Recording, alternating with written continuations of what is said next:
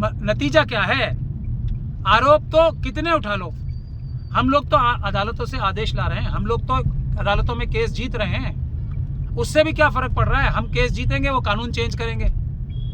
किन लोगों से मुकाबला है समझ में नहीं आ रही क्या? बिल्कुल पट्टी पड़ी हुई है स्लीपर सेल्स की सबकी आंखों के ऊपर। स्लीपर सेल्स को जब तक नहीं भगाएंगे तब तक कुछ नहीं होने वाला है। क्यों नहीं आंदोलन में हम लोगों के साथ आते? क्यों नहीं? अब ये कॉल दें प्रोटेस्ट करने की, हम लोग आगे रहेंगे। मैंने पहले भी कहा है, हम सबसे आगे रहेंगे अगर लाठी गोली खाने की बात आएगी, जेल जाने की बात। मैंने तो 100% बोला है, 100% दोबारा चुनाव होंगे, लेकिन आंदोलन 80%, 20% अदालतों में से हम आपको रिलीफ लाके दे सकते हैं अगर आंदोलन होगा तो। क्योंकि केस मशीनों के खिलाफ फुल प्रूफ है। मशीनों में धांधली होती है, मशीनों के सबूत मिटाने के लिए तो इतने बड़े एक सीनियर एडवोकेट को लाके अभी अदालत में, दिल्ली की हाईकोर्ट में 7 तारीख को बयान दिया गया है ना कि हमने सबूत नष्ट कर दिए।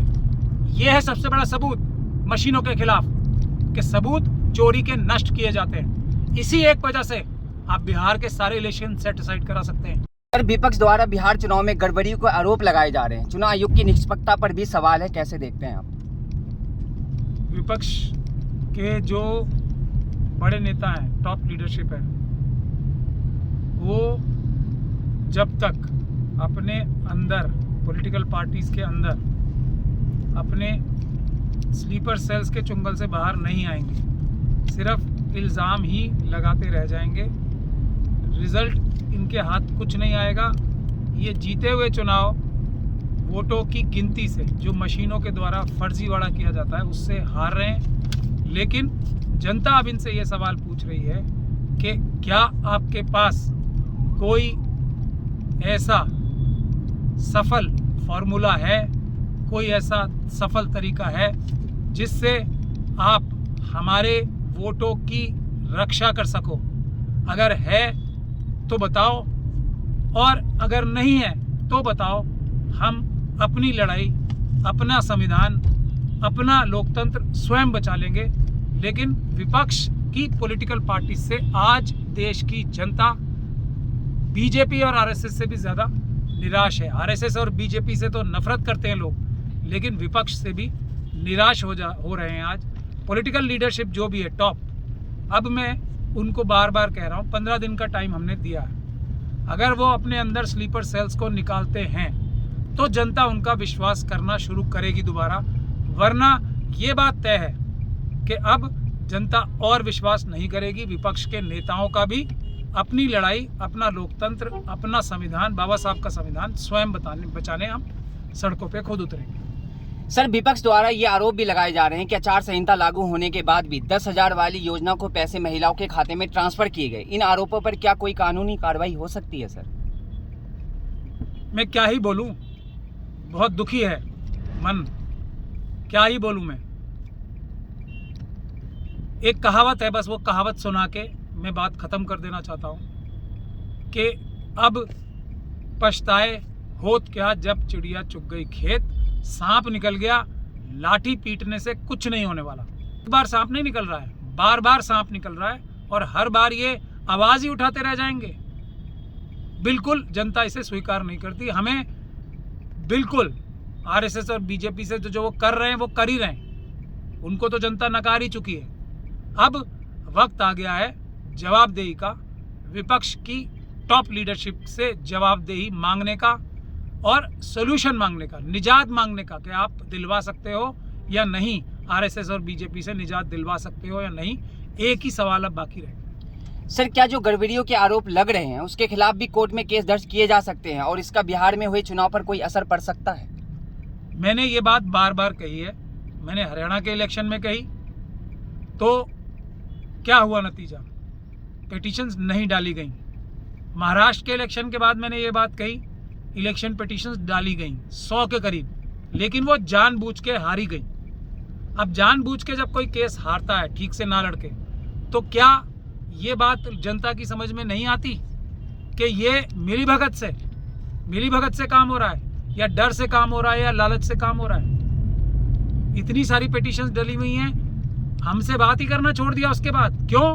हमसे बात करना सिर्फ वो छोड़ता है जो आरएसएस की तरफ हो जाता है, वरना सब हमसे बात करना चाहते हैं। मैं तो किसी भी टॉप लीडरशिप से, किसी पॉलिटिकल पार्टी के लीडर से मिलने का इच्छुक अगर हूँ तो सिर्फ वो एक पॉइंट पे हूँ। मुझे इस देश में जब तक हम बाबा साहब का संविधान नहीं बचा लेते दूसरा कोई काम है नहीं। उसी के लिए हम अपना दिन रात एक कर रहे हैं। ये सब विपक्ष की पार्टीज के टॉप लीडरशिप को पता है, सोल्यूशन मेरे पास है, सबको अच्छे से पता है, फिर भी स्लीपर सेल्स के घेरे में है। बिल्कुल भी हमसे हमारे बताए हुए सॉल्यूशन पे काम नहीं करेंगे, दुनिया भर की बातें करेंगे, लेकिन जो मोदी जी और अमित शाह ने मना कर रखा है ईवीएम की बात नहीं करेंगे, चुनाव में वोट चुराने की मशीनों की बात नहीं करेंगे, उसके लिए आंदोलन नहीं करेंगे, पेपर बैलेट वापस लाने के लिए आंदोलन नहीं करेंगे। इसीलिए विपक्ष अपनी विश्वसनीयता खोता जा रहा है। कांग्रेस और शिवसेना यूबीटी के कई नेताओं ने बैलेट पेपर से चुनाव की मांग की है, आपका क्या कहना है? मांग करने से क्या होगा? आए आंदोलन। जब हमने अकेले अकेले खुद इतना बड़ा आंदोलन खड़ा कर लिया था, कुछ मुट्ठी भर साथी थे ना, उसमें से भी बहुत सारे लोग पॉलिटिकल पार्टीज ज्वाइन कर गए। उससे भी जो हमारा आंदोलन था पेपर बैलेट वापस लाने का, उसको बहुत बड़ा धक्का लगा, लेकिन फिर भी आंदोलन तो जारी है ना। क्यों नहीं आंदोलन में हम लोगों के साथ आते? क्यों नहीं? अब ये कॉल दें प्रोटेस्ट करने की, हम लोग आगे रहेंगे। मैंने पहले भी कहा है, हम सबसे आगे रहेंगे। अगर लाठी गोली खाने की बात आएगी, जेल जाने की बात आएगी, हमारे साथ जो लोग अगर जो आंदोलन है उसमें जुड़ते हैं तो हम सबका ख्याल रखते हैं। हम पुलिस की लाठियों से भी सबसे आगे हम रहते हैं, हम जेल जाने के लिए भी सबसे पहले रहते हैं। तो क्या परेशानी है? भगत सिंह का नाम सब लेते हैं, बाबा साहब का नाम सब लेते हैं, जेल जाने के लिए तैयार नहीं होते। ये आवाज उठाने से कुछ नहीं होने वाला है। समय आ गया है, जेल जाने के लिए जो तैयार है वही देश का नेता है। जो गोली खाने के लिए तैयार है, जो फांसी चढ़ने के लिए तैयार है, वही देश का नेता है। बाबा साहब ने हमें संविधान दिया है इतना अच्छा, वो हम बचा नहीं पा रहे। बहानेबाजी हो रही है, सब प्रेस कॉन्फ्रेंसेस करके, स्पीचेस दे के बहानेबाजी हो रही है ना। ये सब कोई बहानेबाजी से काम नहीं चलने वाला। बिहार के चुनाव में वोटरों को जोड़ने और वोटरों के नाम कटने को लेकर भी आरोप और सवाल जमकर उठाए जा रहे हैं सर, इस पर आपका क्या कहना है? नतीजा क्या है? आरोप तो कितने उठा लो, हम लोग तो अदालतों से आदेश ला रहे हैं, हम लोग तो अदालतों में केस जीत रहे हैं। उससे भी क्या फर्क पड़ रहा है? हम केस जीतेंगे, वो कानून चेंज करेंगे। किन लोगों से मुकाबला है समझ में नहीं आ रही क्या? बिल्कुल पट्टी पड़ी हुई है स्लीपर सेल्स की सबकी आंखों के ऊपर। स्लीपर सेल्स को जब तक नहीं भगाएंगे तब तक कुछ नहीं होने वाला है। जो हम लोग केस जीत रहे हैं फिर मना कर रहे हैं कि अदालत में नहीं जाना चाहिए, जन आंदोलन होना है। मैं फॉर्मूला शुरू से बताता आ रहा हूं, आज भी वही फॉर्मूला है। अगर हमें कोई बड़ा फायदा, फैसला, रिलीफ, जो हमें कोई सुरक्षा चाहिए बड़ी, जो पूरे देश के लिए जरूरी हो, समाज के एक बड़े वर्ग के लिए, खास तौर पे कमजोर वर्गों के लिए जरूरत हो, जिसकी ऐसा कोई अगर हमें समाधान चाहिए तो 80% वो होगा जन आंदोलन के जरिए, पीसफुल प्रोटेस्ट के जरिए। 20% सिर्फ 20% उसका हिस्सा जो होगा फायदे का, वो अदालतों से होगा। वो 20% से भी ज्यादा हम लोग ऑलरेडी अदालतों में केसेस जीत चुके हैं। अब तो आंदोलन की बात बची है। बिहार में आंदोलन होना चाहिए ना। क्या बेकार की बातें कर रहे हैं प्रेस में जा जाके? सब विश्लेषक बने हुए हैं, योगेंद्र यादव साहब से जो पूरी तरीके से आरएसएस के साथ है, सब विश्लेषक बने हुए हैं। क्या कह रहे थे अभी? आरफा खानम साहिबा के जो इंटरव्यू हुआ है, मैंने शायद पहले भी बोला है कि हमें समझ में ही नहीं आ रहा कि ये हो कैसे गया। हमें ये चीज समझ में नहीं आ रही। हमें 40 साल का, योगेंद्र यादव जी के शब्द हैं, 40 साल का एक्सपीरियंस है। हमें समझ में नहीं आ रहा कि ये 11% की हेरा फेरी कैसे हो गई। समझ में सब आ रहा है आपके, लेकिन वो आप बोल नहीं सकते क्योंकि अमित शाह साहब ने मना कर रखा है आपको कि ये धांधली, मशीनों की धांधली, सब आपको पता है।